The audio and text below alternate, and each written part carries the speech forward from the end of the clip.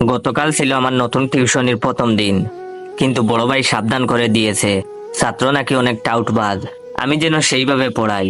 তো আমি প্রথম দিন টিউশনিতে গেলাম, গিয়ে ছাত্রকে জিজ্ঞাসা করলাম, তোমার নাম কি? তখন সে বলল, স্যার আমার নাম ফটিক, কিন্তু আমার স্কুলের বন্ধুরা আমাকে আদর করে ফটকাবাজ বলে ডাকে।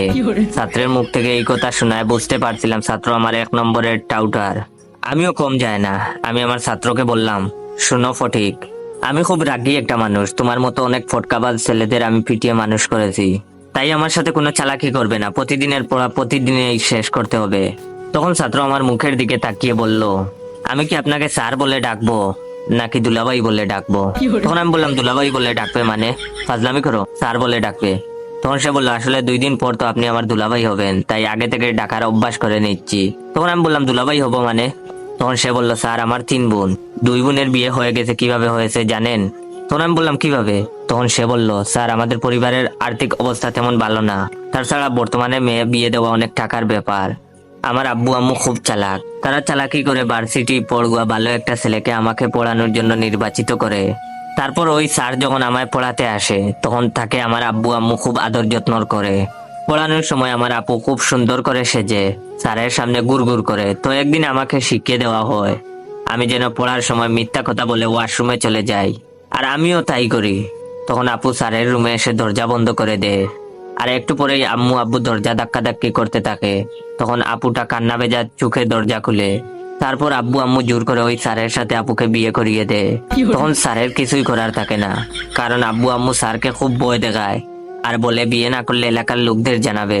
তখন স্যার নিরুপায় হয়ে কাঁদতে কাঁদতে আপুকে বিয়ে করে। এতে টাকাও খরচ হলো না, আর ভালো ছেলের সাথেও বিয়ে দেওয়া হলো। 2 জনের বিয়ে এভাবেই হয়েছে, আর 3 নম্বর বোনের বিয়ের জন্য আব্বু আম্মু আপনাকে নির্বাচিত করেছে। ছাত্রের মুখ থেকে এইসব কথা শোনার পর আমার অবস্থা খুব খারাপ হয়ে যায়। আমি উঠে দাঁড়ানোর শক্তি পর্যন্ত হারিয়ে ফেলি, হাত পা আমার থরথর করে কাঁপতে থাকে।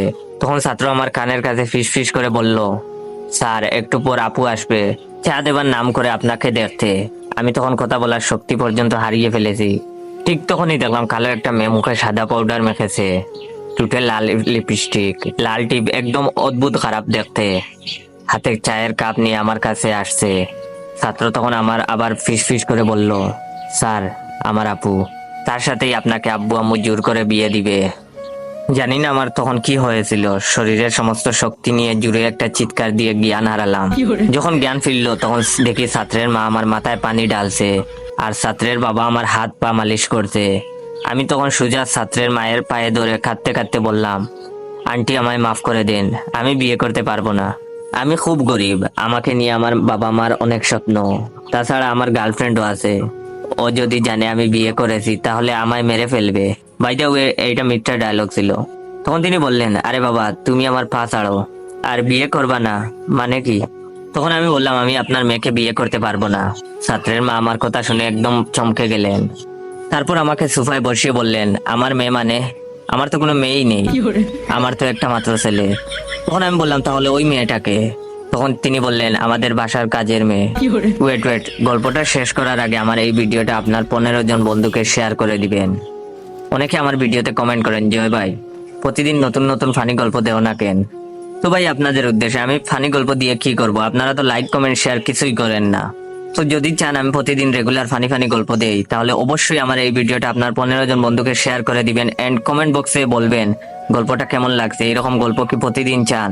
যখন আন্টি বললেন ওই মেয়েটা ওনাদের বাসার কাজের মেয়ে, এই কথাটা শোনার পর আমার মাথায় আকাশ ভেঙে পড়লো। শেষে কিনে এই পিচ্চি ছেলে আমায় কাঁদিয়ে ছাড়লো। আমি তখন ছাত্রের মাকে বললাম, আন্টি ফটিক কোথায়? তখন আন্টি বললেন, ফটিক কে? আমি বললাম, আপনার ছেলে। তখন তিনি বললেন, আমার ছেলের নাম তো পিয়াস, আর তুমি অজ্ঞান হবার পর পিয়াস যেন কোথায় গেল। আমার মাথায় তখন জিম জিম করছে, এই ছেলেটা মহা টাউটার, এই বয়সে যেরকম টাউটারি করে, বড় হলে না জানি কি কি করে। আন্টি তখন আমার মাথায় হাত রেখে বলল, বাবা তোমার মনে হয় আজ শরীরটা খারাপ, তুমি বরং আজ চলে যাও, কাল থেকে না হয়ে এসো। আমি রাস্তা দিয়ে হাঁটছি আর ভাবছি, সারা জীবন আমি মানুষদের সাথে ফটকাবাজি করেছি, আর আজ কিনা আমার হাঁটুর বয়সী ছেলে আমায় কাঁদিয়ে ছাড়লো। বেঁচে থাকতে এই মুখটাও ওই ছেলেকে আর দেখাবো না।